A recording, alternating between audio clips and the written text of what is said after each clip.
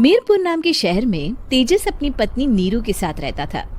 पति पत्नी दोनों ही नौकरी करते थे। एक दिन तेजस गांव अपनी माँ के पास फोन करता है।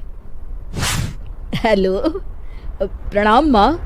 जीते रहो माँ, तुम दादी बनने वाली हो। अरे वाह, ठीक है बेटा, मैं कल ही आती हूँ।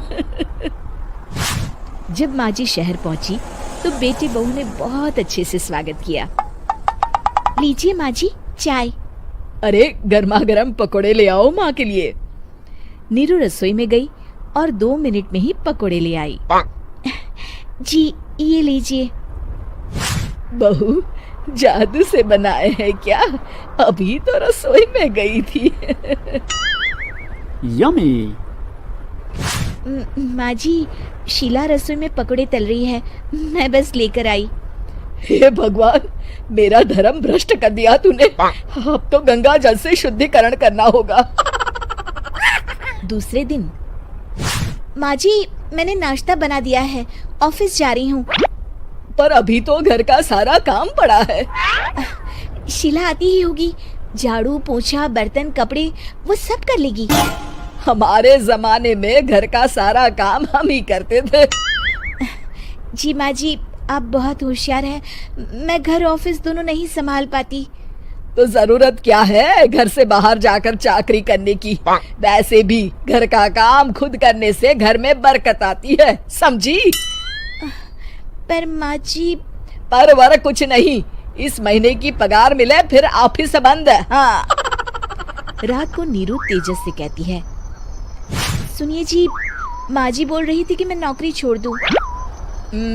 वैसे ठीक ही तो है, अभी तुम्हें आराम की जरूरत है।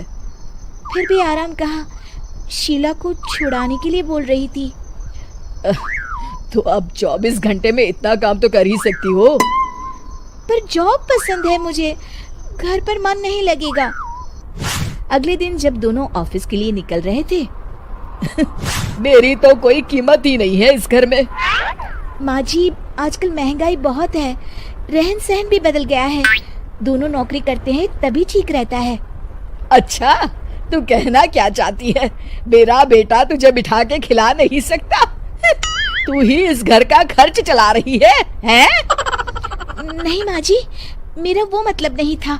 मतलब खूब समझती हूँ, ये बाल धूप में सफेद नहीं किए मैंने। हाँ। अब तो ये रोज का काम हो गया था। तेजस भी रोज की झिकझिक से परेशान हो गया था। एक दिन उसने कहा, नीरू, वैसे भी तुम्हें मैटरनिटी लीव मिलने वाली है, तो अभी से ही छुट्टी ले लो। पर क्या, मेरी सैलरी अच्छी खासी है। आखिर नीरू ने रिजाइन कर दिया। जब बच्चा हुआ तो घर में सब बहुत खुश हुए। कुछ दिनों बाद तेजस फाइल देख रहा था। क्या हुआ तेजस, कुछ परेशान लग रहे हो? हाँ, वो हमारी जितनी सेविंग्स थी वो तो हॉस्पिटल में और छठी के फंक्शन में खत्म हो गई है नीरू। और अभी वैसे मंदी चल रही है तो मैं बोल रही थी कल मुन्ना को हेपेटाइटिस का टीका लगवाना है। नीरू, क्या पोस्टपोन नहीं कर सकते? नहीं जी, बिल्कुल नहीं।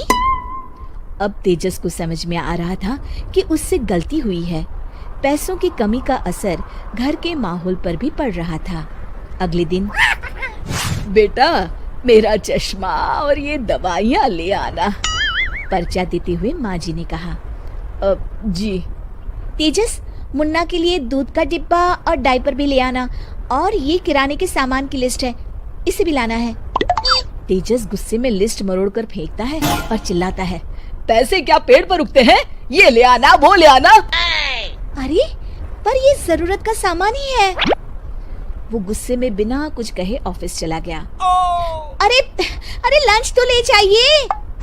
नीरू दौड़कर डिब्बा पकड़ाती है। एक दिन खाना खाने के बाद, नीरू, अब तो मुन्ना कुछ बड़ा हो गया, तो अब तुम वापस ज्वाइन कर लो ना जॉब। पर इस रिसेशन में जॉब मिलना बहुत मुश्किल है। ट्राई तो करो। फिर मुन्ना? माँ जी है ना, और एक फुल टाइम मेड भी लगा लेंगे। पर माँ जी, उन्हें तो पसंद नहीं। तभी माँ जी वहाँ आ जाती है और प्यार से नीरू के सर पर हाथ फेरते हुए बोलती है, अब मेरी समझ में आ गया बहू, पहले के और अब के समय में अंतर है। तुम काम शुरू करो, मुन्ना की जिम्मेदारी मेरी। मेरी प्यारी माँ जी। ये कहकर नीरू उनके गले लग गई। शिक्षा, परिवर्तन संसार का नियम है, हमें भी समय के साथ चलना चाहिए। उम्मीद है कि आपको हमारी ये कहानी पसंद आई होगी। कृपया हमारे चैनल को सब्सक्राइब करें और सभी अपडेट्स के लिए बेल आइकन जरूर क्लिक करें। और हाँ, वीडियो लाइक और शेयर करना मत भूलिएगा। Bye bye.